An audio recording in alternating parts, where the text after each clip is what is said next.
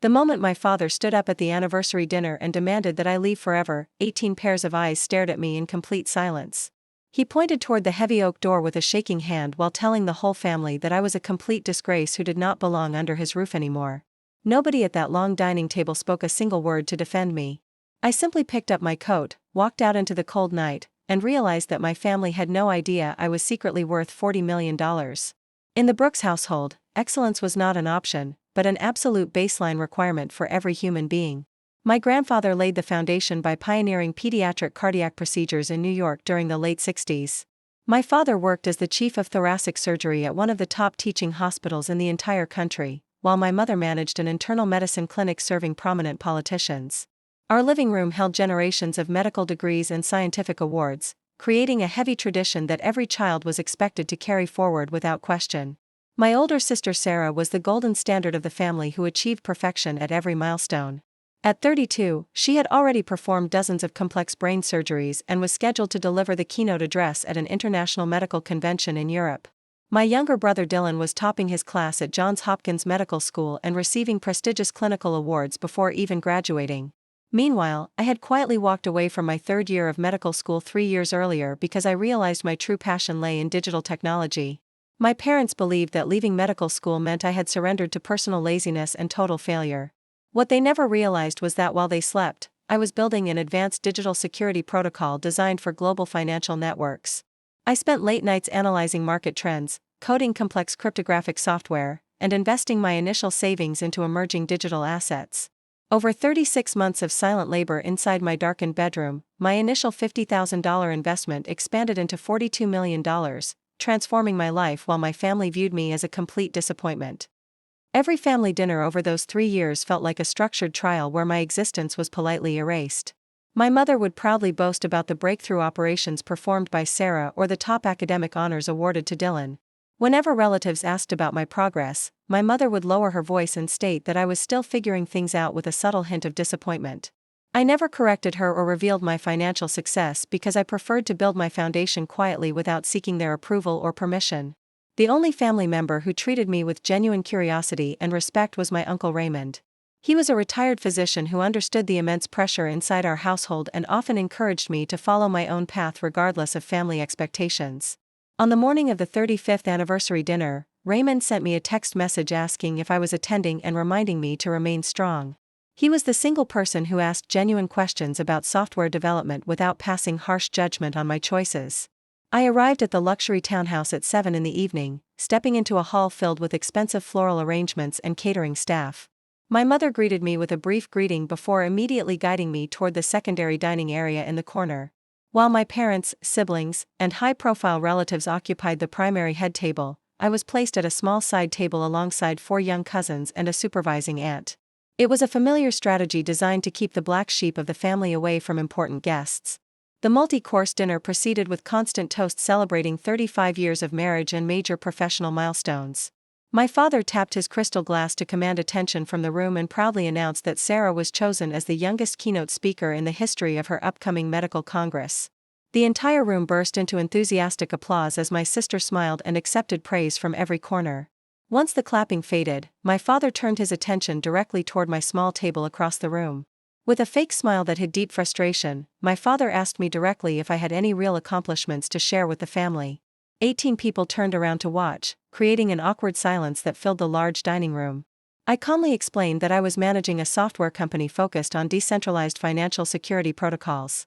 My father laughed dismissively in front of everyone and declared that playing with digital internet coins was not a real profession, comparing my hard work to foolish gambling.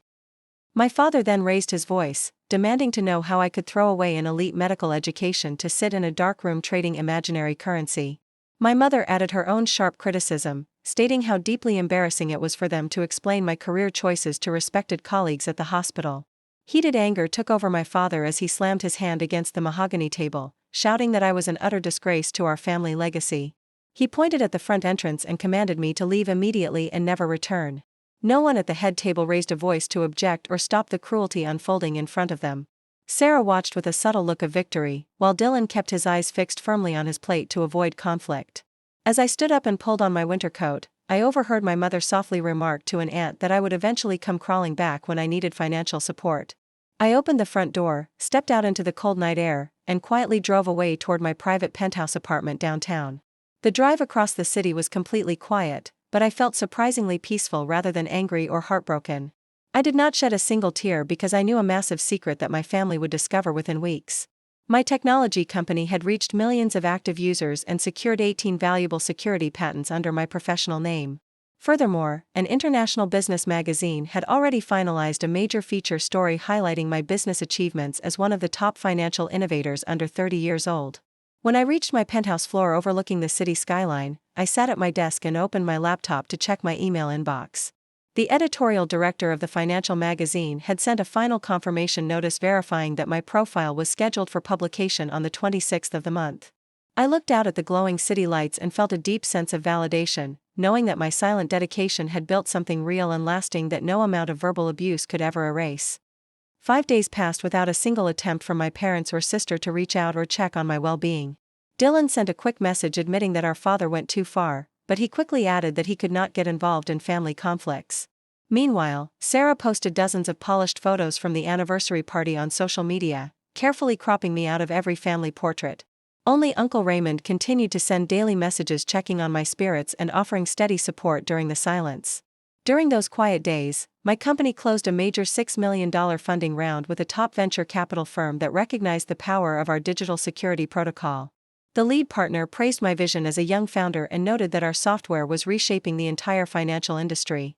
While my family continued to view me as an unemployed dropout, global tech leaders and institutional investors were actively competing to partner with my business, preparing the stage for an explosive public revelation. On the 19th day after the dinner, my mother unexpectedly called my phone with an unusually soft tone in her voice. She began asking if I was doing well, before casually mentioning that several senior physicians at the hospital had recently brought up my name in conversation. She was clearly fishing for details because she could not understand why prominent colleagues were suddenly interested in me. I kept my response brief and politely declined her invitation to an upcoming family gathering before ending the call. On the morning of March 26 at 6 in the morning, the business publication officially released its annual 30 Under 30 feature list. Opening the article revealed my full professional photo along with a detailed summary of my $42 million net worth, 18 patents, and company success. The writer specifically noted that dropping out of medical school to build advanced cryptographic systems was a bold decision that resulted in monumental financial triumph. Within minutes, my professional network erupted with thousands of congratulatory messages. By noon that same day, my phone began ringing incessantly with frantic calls and messages from my parents and extended relatives. My mother sent long messages expressing complete shock and confusion, asking why I had kept such immense success hidden from the family for so long. My father attempted to call 4 times, leaving a voicemail where his voice sounded cautious and entirely transformed from the arrogant man who had thrown me out weeks earlier. They finally realized that the son they rejected was leading a life far beyond their reach. Later that evening, I met Uncle Raymond for coffee at a quiet cafe downtown to celebrate the news in person. He smiled warmly, raised his cup, and told me he always knew I possessed the courage and intelligence to carve out my own legacy. He revealed that my father was deeply embarrassed after realizing his public outburst had alienated a world-class entrepreneur, especially since hospital board members were now praising my accomplishments. For the first time in years, I felt genuinely seen and respected by someone from my bloodline. When my father eventually sent a lengthy letter asking to meet and reconcile, I decided to maintain my personal boundaries and focus on my own journey. True value is not measured by following someone else's path or collecting traditional titles to satisfy family pride. I realized that walking away from their toxic expectations was the greatest gift I ever gave myself because genuine success requires no permission and no public approval. Today, I continue building my future with confidence, knowing that the greatest success is living authentically on your own terms.